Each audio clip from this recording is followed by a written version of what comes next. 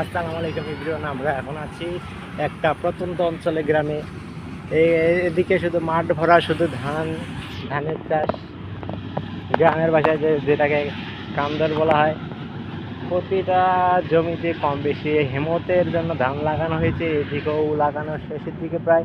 ওদিকে কৃষক তিনি ক্ষেতের আগাছা দমন করতেছে। বাইগনও চাষ করা হয়েছে ক্ষেতের মাঝে, দহলা অঞ্চল, তাই ধান ধান লাগার কার্যক্রমটা বেশি থাকায় সেচের ব্যবস্থার জন্য রয়েছে ডিপ, যেটাকে আমাদের কূপের মতো প্রায় ডিপ। ওখানে ওখানে সব জায়গাতে ডিপের ব্যবস্থা রয়েছে।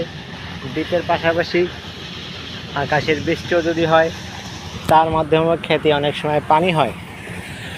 তো আপনারা আমাদের কয়েকদিনের খামারি চ্যানেলে ভিডিও দেখেন। আপনাদের শুধু ভিডিও দেখলেই চলবে না, লাইকও করবেন, সাবস্ক্রাইব করবেন প্লিজ।